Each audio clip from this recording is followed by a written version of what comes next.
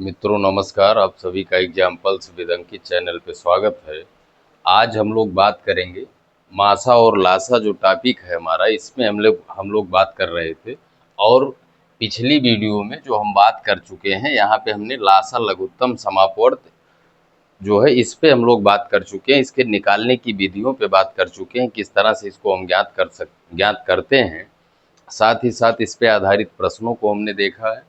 आज हमारा जो टॉपिक होगा, आज हमको बात करना है मासा पे। आज हम लोग बात करेंगे, जो हमारा टॉपिक होगा मासा होगा। मासा का मतलब हुआ आपका महत्तम समापवर्तक। मासा का मतलब हुआ महत्तम समापवर्तक। हमारा जो टॉपिक है महत्तम समापवर्तक, ये इसका मासा का मतलब हुआ महत्तम समापवर्तक या सीएफ। या सीएफ का मतलब हाईएस्ट कॉमन फैक्टर। ये हमारा टॉपिक है। यहाँ पे बताइए, यहाँ पे सबसे पहले हम लोग जानते हैं कि समापवर्तक किसे कहते हैं। जब हम समापवर्तक के बारे में जान जाएंगे तो महत्तम क्या होता, महत्तम का मतलब बड़ा से बड़ा, तो वही हमारा क्या हो जाएगा, महत्तम समापवर्तक हो जाएगा। तो समापवर्तक जो है, यहाँ पे हम लोग बात करते हैं समापवर्तक क्या होता है।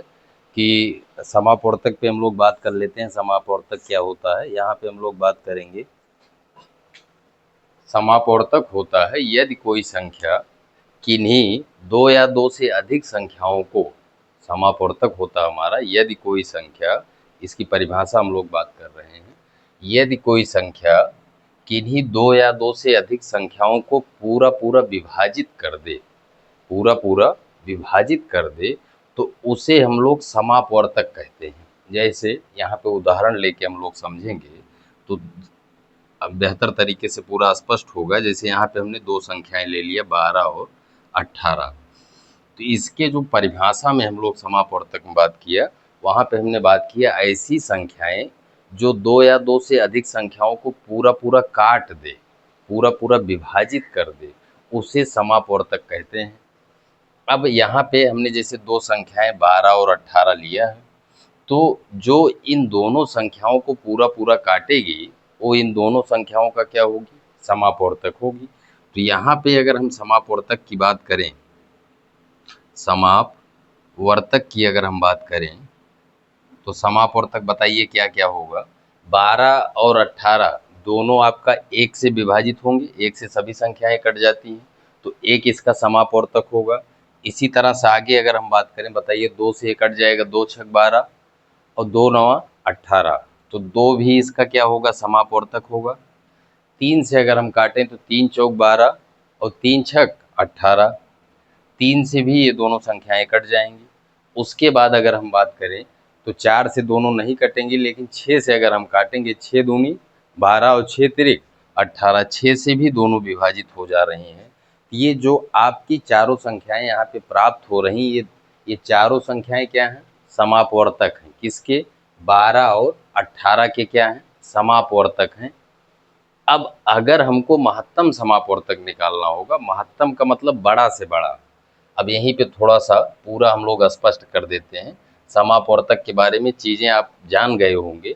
अब यहाँ पे अगर आपको बताना हो कि महत्तम समापवर्तक क्या होगा, महत्तम समापवर्तक की अगर हम बात करें, महत्तम समापवर्तक की अगर हम बात करें, यहीं पे 12 और 18 की बात करें, 12 और 18 की अगर हम बात करें, तो आप बताइए, आपने यहाँ पे समापवर्तक निकाला है। समापवर्तक में जो सबसे बड़ी संख्या होगी, जो सबसे बड़ी संख्या होगी, वही क्या होगी, समापवर्तक होगी, वही महत्तम होगी।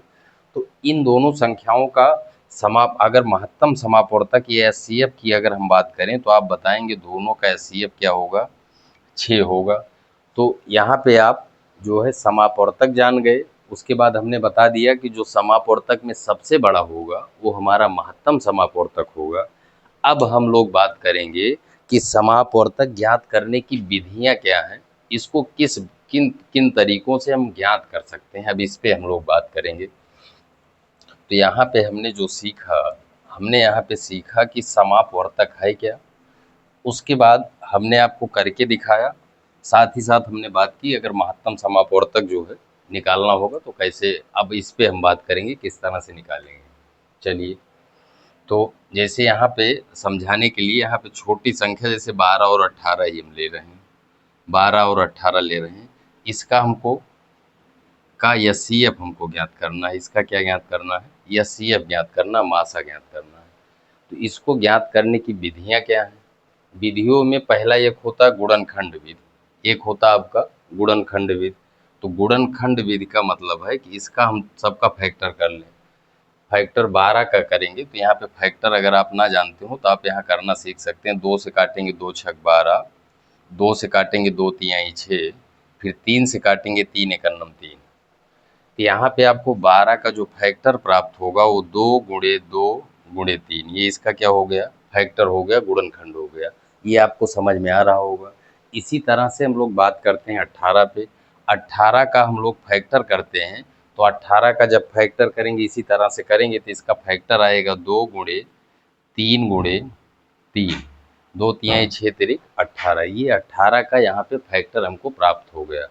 अब इसका अगर हमको एचसीएफ निकालना है तो एचसीएफ का मतलब एक चीज़ आपको और बता दें, एचसीएफ का मतलब होता है जो चीज़ें दोनों में कॉमन होंगी, जो चीज़ें दोनों में क्या होगी?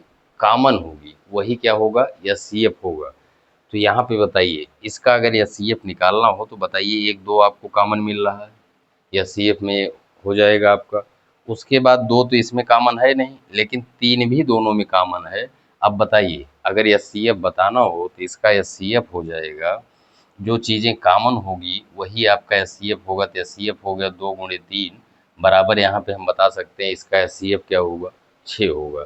तो अब ये हम समझ के चल रहे हैं कि आप गुणनखंड विधि से मासा कैसे निकालेंगे। मासा निकालने के लिए हमने आपको बताया कि उसका हम फैक्टर गुणनखंड कर लेंगे, उसके बाद जो गुणनखंड कॉमन है उसको जब हम शामिल कर लेंगे तो वही हमारा क्या होगा? एचसीएफ हो जाएगा। ये विधि आपको समझ में आ गई होगी। अब जो है दूसरा क्या है? दूसरा तरीका है, अगर हम भाग विधि से बात करें तो यहाँ पे एक तरीका ये हो गया, दूसरा तरीका हो गया हमारा। इसको हम इस तरह से भी ले सकते हैं। चीज़ें आप जितने तरीके हैं एकदम स्पष्ट होने चाहिए जिससे आपको कोई असुविधा ना हो। दूसरा तरीका है दोनों गुणनखंडों को हम एक साथ ले लें, 12 और 18 है, इसको काटना शुरू करते हैं। तो इसको विभाजित करना शुरू करते हैं। सबसे पहले 2 का पहाड़ा ले जाएंगे, 2 छक 12, 2 नौ 18। अब बताइए कितने से काटेंगे? ऐसा गुणनखंड जो दोनों को काटे।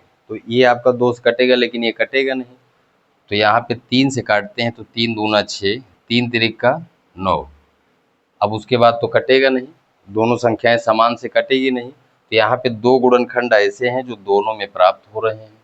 तो मासा आपका हो जाएगा। यहाँ पे अगर हम बात करें तो यहाँ पे अगर इस तरह से हमको ज्ञात करना हो, जो संख्याएं दोनों को काट दे वो उसको हम मासा में शामिल करेंगे। तो यहाँ पे मासा अगर आपसे पूछा जाए तो 2 गुणे 3 बराबर आप 6 बता सकते हैं, इन दोनों संख्याओं का मासा। यहाँ इस तरह से भी हम ज्ञात कर सकते हैं, ये भी आपका मासा ज्ञात करने का तरीका है। ऐसे भी हम ज्ञात कर सकते हैं। उसके बाद और तरीकों पे बात करते हैं मासा ज्ञात करने के लिए। जैसे मान लीजिए एक तरीका आपका भाग विधि से और होता है, उस पे भी हम बात करेंगे। जैसे हमको 12 और 18 का मासा चाहिए, तो 12 और 18 का मासा चाहिए तो हम छोटी वाली संख्या से बड़ी वाली संख्या में भाग करते हैं, बड़ी वाली संख्या में भाग करते हैं। तो 12 का पहाड़ा इसमें कई बार जाएगा? 1 बार जाएगा। तो यहाँ पे घटाएंगे तो 18 में से 12 घटाएंगे 6। अब जो शेष बचता है उसे जो है हम लोग भाजक बना लेते हैं, ये हमारा भाजक हो जाएगा और इसको यहाँ पे ला के भाज्य कर देंगे तो 12 हो जाएगा। अब 6 का पहाड़ा इसमें ले जाएंगे, 6 दूनी 12। तो जहाँ पे अब यहाँ घटाएंगे तो आपका कट के 0 आ जाएगा। तो जहाँ पे पूरा कट रहा उसके पहले जो भाजक आ रहा है वही क्या हो जाएगा? वही मासा हो जाएगा, वही क्या हो जाएगा? मासा हो जाएगा। ये भी आपको समझ में आया होगा। अब चीज़ें अब जो है हम कुछ प्रश्नों को लेके उस पे हम लोग बात करते हुए चलते हैं। ये तीनों विधियां हो गई। अगर इसी मान लीजिए एक संख्या और होती, थोड़ा सा और बात इसी समय कर लेते हैं। जैसे मान लीजिए एक संख्या यहाँ पे अभी हम शामिल कर लें, 24 भी है, तो यहाँ इन दोनों को शामिल किए, इसका मासा 6 आया। अब 6 का पहाड़ा इसमें पढ़ेंगे, 24 को भी अगर हम शामिल कर रहे हैं तो अब वही तरीका जो है हम 6 से भाग करेंगे, 6 हमारा मासा आया है, अब इसमें करेंगे 24 में, तो 6 चौक 24। ये भी आपका 6 से कट जा रहा है, घटाने में 0 आ जाएगा, तो यही क्या हो जाएगा, मासा हो जाएगा।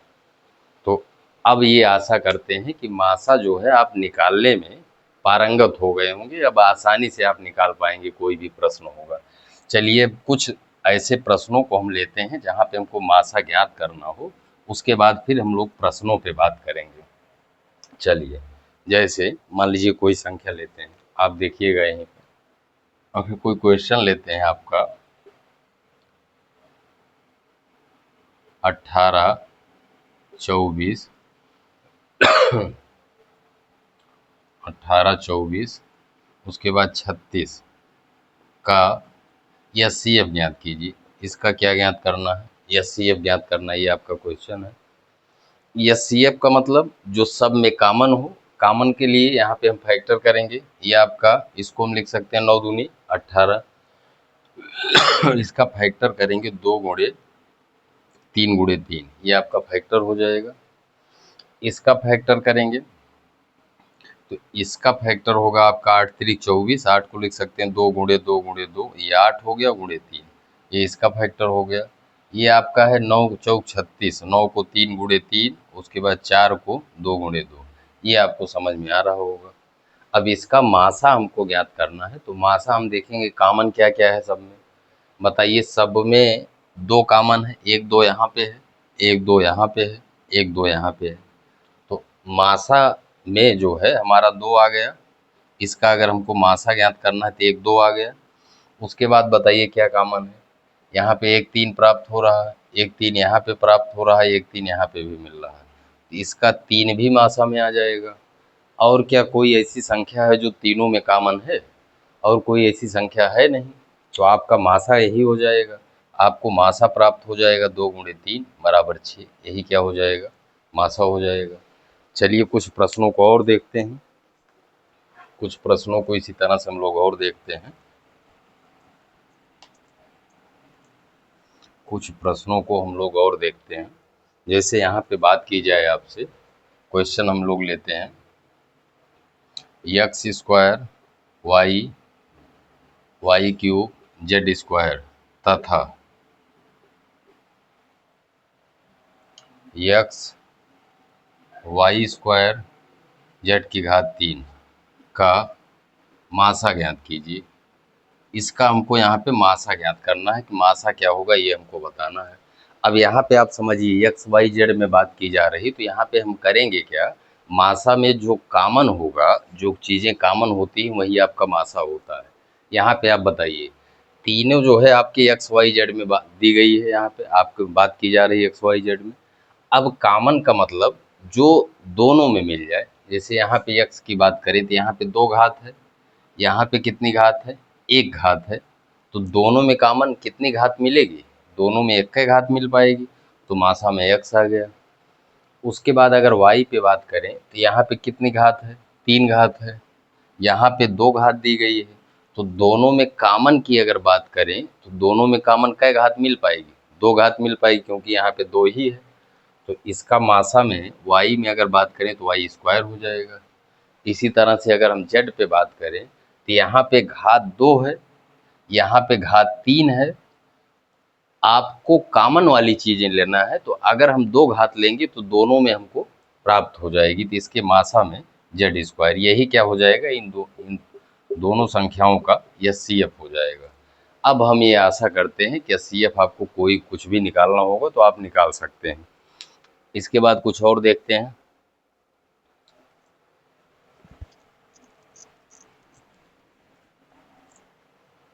क्वेश्चन लेते हैं, जैसे आपका 48, 90 और 120 का मासा ज्ञात कीजिए, का मासा ज्ञात कीजिए, ये आपका प्रश्न है। चलिए देखते हैं, इन तीनों का मासा हमको चाहिए।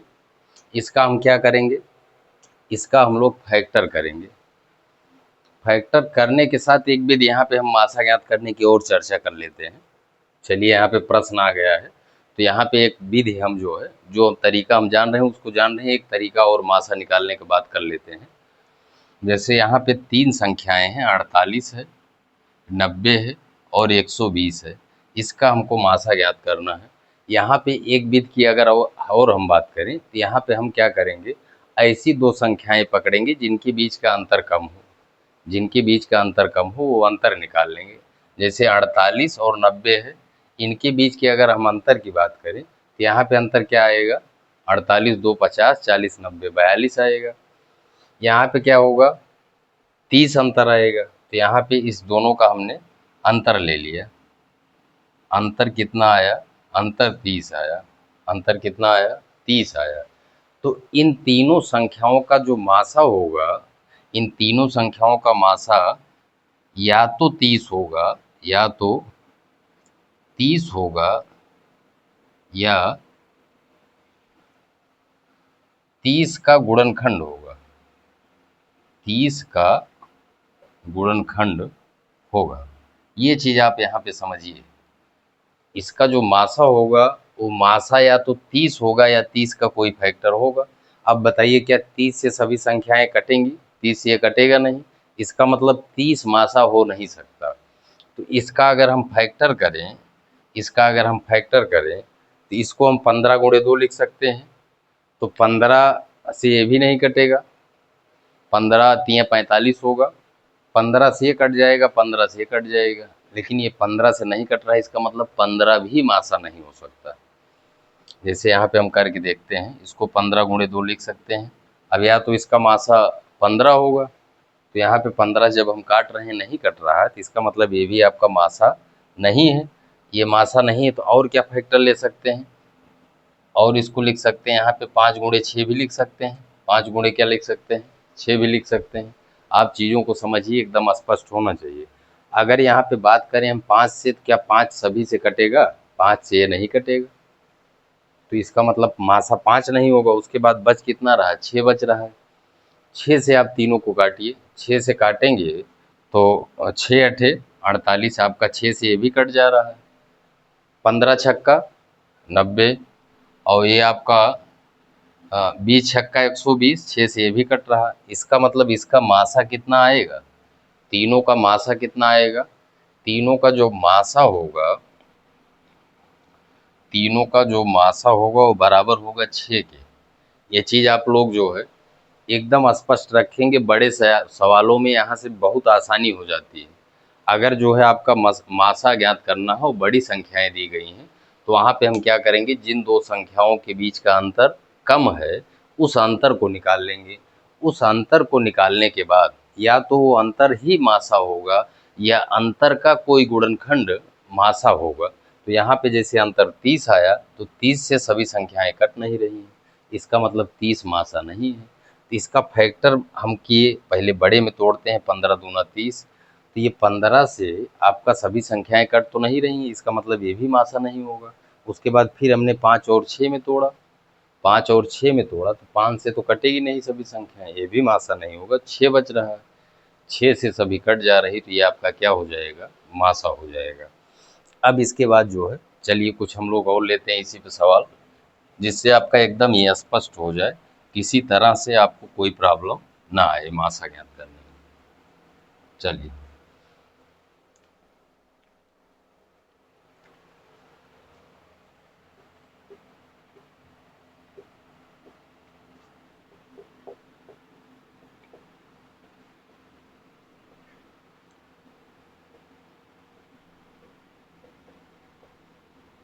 जैसे ये आपका प्रश्न है, इसका क्या ज्ञात करना है, मासा ज्ञात करना। 323, 456 और 722, इसका मासा ज्ञात करना है। तो बड़ी संख्याएं होती हैं तो आपको फैक्टर करने में थोड़ी समस्या भी होती है। तो जब जो अभी हम लोगों ने बात किया है उस मेथड से इसको लगाते हैं। चलिए, आपका 323 है, 456 है, उसके बाद 722 है, ये तीन संख्याएं हैं। अंतर बताइए आपको कहाँ पे कम मिलेगा।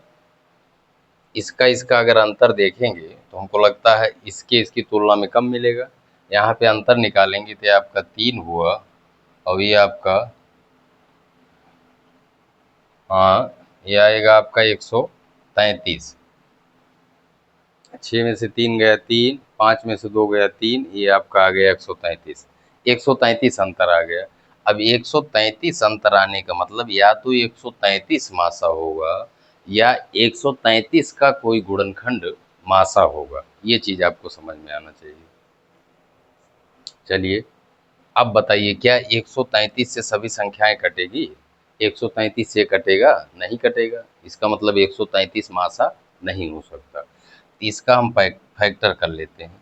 19 छक्का 114, 19 सत्ते 133। इसका मतलब इसको हम लिख सकते हैं 19 गुणे 7। एकदम चीजों को आपको रटना नहीं, एकदम स्पष्ट करके चलना। 19 सत्ते 133। अब यहाँ पे बताइए, क्या 19 से यहाँ पे देखिए सभी संख्याएं कट रही हैं? 19 से इसको अगर हम काटेंगे तो 19 एकन्नम 19, उसके बाद आपका 10 29, 112, 19, उसके बाद 10 29, 3 32, तो 13 133 हो जाएगा। 19 से कट गया। 19 दूना 38, 7 76, 19 चौक 76, ये भी कट गया। 19 तिया 57, 3 60, 10 70, 2 72, 15 हुआ, 52 हुआ। 19 अट्ठे 152, 19 अट्ठे 1 मिनट, 19 दूना 19 तिया 57, 3 60, 10 70, 2 72, आपका 152 हुआ। 152 भी आपका 19 से कट जाएगा। ये तीनों संख्याएं आपकी 19 से क्या हो जा रही हैं? विभाजित हो जा रही हैं। इसका मतलब यहाँ पे हम कह सकते हैं हमारा मासा कितना होगा या सीएफ जो प्राप्त होगा वो 19 प्राप्त होगा। तो मासा ज्ञात करना आप एकदम स्पष्ट जो है समझ गए होंगे। अब हम लोग आते हैं कुछ प्रश्नों पे। कुछ प्रश्नों पे हम लोग बात करते हैं, उसको हम लोग करते हैं। चलिए अब हम लोग आते हैं प्रश्न पे। जो कॉन्सेप्ट थे उस पे हम लोगों ने बात कर ली। अब हम लोग क्वेश्चन के माध्यम से बात करेंगे। क्वेश्चन है हमारा, वह बड़ी से बड़ी संख्या ज्ञात कीजिए जो 36 48 जो 36 48 तथा 84 को तथा तथा 84 को पूरी पूरी विभाजित करे, पूरी पूरी विभाजित करे। ये हमारा प्रश्न है। अब आप यहाँ पे समझिए, आपको क्या ज्ञात करना, वह बड़ी से बड़ी संख्या जो इसको भी काटे, इसको भी काटे और इसको भी काटे। तो तीनों को जो काटेगी वो आपका समापवर्तक होगा। लेकिन बड़ी से बड़ी की बात कर रहा है तो वही आपका महत्तम समापवर्तक हो जाएगा, मासा हो जाएगा। तो बड़ी से बड़ी कह रहा है तो यहाँ पे हमारा जो आंसर होगा वो आंसर होगा 36 48 और 84। इसका क्या निकालेंगे? इसका एचसीएफ निकालेंगे। तो यह सीएफ को निकालने के लिए आप इसका फैक्टर कर सकते हैं। फैक्टर करके जो सब में कॉमन होगा वही मासा हो जाएगा। दूसरा तरीका जो हमने बताया अंतर वाला, उसको करिए। यहाँ पे 36 4 40 और 8 48, 8 4 12। यहाँ पे अंतर कितना आया? 12। बताइए 12 से ये कटेगा, 12 3 36, 12 चौक 48, 12 7 84। तो इन तीनों संख्याओं का मासा कितना हो जाएगा? 12 हो जाएगा। यही एचसीएफ हो जाएगा, यही आपका क्या हो जाएगा? आंसर हो जाएगा। ये आपको समझ में आया होगा। चलिए इसी तरह से हम लोग दूसरे प्रश्न पे बात करते हैं। इसी तरह से हम लोग दूसरे प्रश्नों पे बात करते हैं। दूसरा प्रश्न है हमारा, क्वेश्चन है हमारा, एक कमरे की बीमाएं, एक कमरे की बीमाएं, कमरे की बीमाएं, बीमाएं का मतलब माप दिया गया 18 12 10 मीटर है। 18 मीटर, 12 मीटर तथा 10 मीटर हैं। एक कमरे की बीमाएं 18 12 तथा 10 मीटर हैं। बड़ा से बड़ा वह पैमाना ज्ञात कीजिए। बड़ा से बड़ा, बड़ा से बड़ा वह पैमाना ज्ञात कीजिए, पैमाना ज्ञात कीजिए जिससे ये तीनों जिससे तीनों विमाएं मापी जा सकें, मापी जा सकें। ये आपका सवाल है। कह रहा है एक कमरे की विमाएं, विमाएं का मतलब लंबाई चौड़ाई और ऊंचाई। लंबाई चौड़ाई और ऊंचाई आपको 12, 18 और 10 दिया गया है, ये माप है। आपको वह बड़ी से बड़ी माप बताना है जो इन तीनों को माप सके। मापने का मतलब जो इन तीनों को काटेगी, जो इनको तीनों को विभाजित करेगी, वही माप होगा। अब बताइए जो इन तीनों को विभाजित करेगा बड़ी से बड़ी संख्या, वो इन तीनों का क्या होगा? मासा होगा। आपको हमने वैसे भी बताया बड़ा से बड़ा या बड़ी से बड़ी, बड़ा से बड़ा वह पैमाना, हाँ, बड़ा से बड़ा या बड़ी से बड़ी बात करेगा तो वहाँ पे हमको एचसीएफ ज्ञात करना रहेगा। तो यहाँ पे जो हमारा आंसर होगा वो 18, 12 और 10 का क्या निकालेंगे? एचसीएफ ज्ञात करेंगे। इसका क्या ज्ञात करेंगे? एचसीएफ ज्ञात करेंगे। तो अंतर वाला जो बताएं, देखिए कितना आसानी से हो रहा है। जो जहाँ पे अंतर कम है, यहाँ पे अंतर कितना है? 2 है। तो 2 जो है, 2 देखिए, 2 तीनों में कॉमन है। 2 9 18, 2 छक 12, 2 पंचे 10, यही एचसीएफ हो गया और यही आपका क्या हो जाएगा? आंसर हो जाएगा। अब बताइए ये जो 2 प्राप्त हुआ है, ये तीनों विमाओं को नाप देगा कि नहीं? माप, माप का मतलब नापना। जब आप 2 मीटर माप कर रखेंगे तो 2 मीटर वाला इसको भी 9 बार में नाप देगा, इसको 6 बार में नाप देगा, इसको 5 बार में नाप देगा। तो ये चीज़ें आप एकदम समझ गए होंगे, ये आशा करते हैं। चलिए कुछ प्रश्नों को हम लोग और देखते हैं। इसी तरह से हम लोग कुछ प्रश्नों को और देखते हैं, फिर आगे हम लोग बात करेंगे। आगे हम लोग बात करते हैं, जैसे कह रहा किसी दूध वाली की एक टंकी में, क्वेश्चन है आपका, किसी दूध वाले की एक टंकी में किसी दूध वाले की एक टंकी में 75 लीटर तथा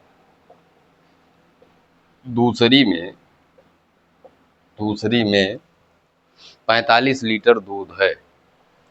दूसरे में 45 लीटर दूध है। उस बड़े से बड़े बर्तन की माप क्या होगी? उस बड़े से बड़े बर्तन की माप क्या होगी जो दोनों टंकियों के दूध को, जो दोनों टंकियों के दूध को पूरा माप सके। ये आप समझिए प्रश्न। कह रहा है एक दूध वाला है जिसके पास 2 बर्तन है। 2 बर्तन में एक में 75 लीटर दूध है और दूसरे में कितना दूध है? 45 लीटर दूध है। आपको उस बड़े से बड़े बर्तन की माप बताना है जो दोनों, पहले वाले के भी दूध को नाप दे और दूसरे वाले दूध को भी नाप दे। तो इसमें हम क्या करेंगे? बड़े से बड़े की बात कर रहा है तो इन दोनों का हम क्या निकालेंगे? एचसीएफ निकालेंगे। तो आपका जो आंसर आएगा वो आएगा 45 और 75 का एचसीएफ। तो एचसीएफ के लिए आप जो है इसको तोड़ के 15 तियां 45, 15 पचे 75, आपको मासा दिख रहा फैक्टर करके। तो ये आपका 15 गुणे 3 है, ये आपका 15 गुणे 5 है। आप बताइए दोनों में कॉमन क्या है? दोनों में कॉमन 15 है, तो इसका एचसीएफ क्या आया? 15। अगर आप 15 लीटर का बर्तन लेंगे तो बताइए 15 लीटर का बर्तन होगा तो 15 पचे 75, 5 बार में इसको भी नाप देगा और 15 तियां 45, 3 बार में इसको भी नाप देगा। तो आपको बड़े से बड़े बर्तन की बात बताना था। तो यहाँ पे हमने जब मासा ज्ञात किया तो ये उस बड़े से बड़े बर्तन की माप हमको प्राप्त हो गई। चलिए आगे हम लोग बात करते हैं।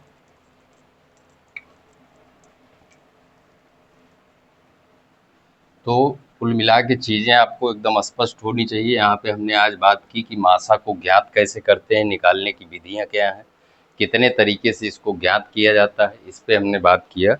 अब हम लोग जो है इस तरह से जो आपके बचे हुए प्रश्न है, इसके बाद वाले प्रश्नों में जो है लासा और मासा दोनों से संबंधित प्रश्नों पे हम लोग बात करेंगे।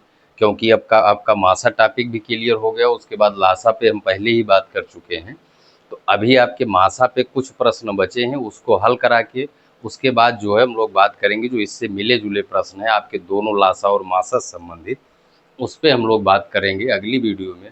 मित्रों, अगर वीडियो पसंद आए तो वीडियो को लाइक ज़रूर करें, साथ ही साथ अपने मित्रों दोस्तों में शेयर करें। मिलते हैं आपसे अगली वीडियो में, तब तक के लिए धन्यवाद।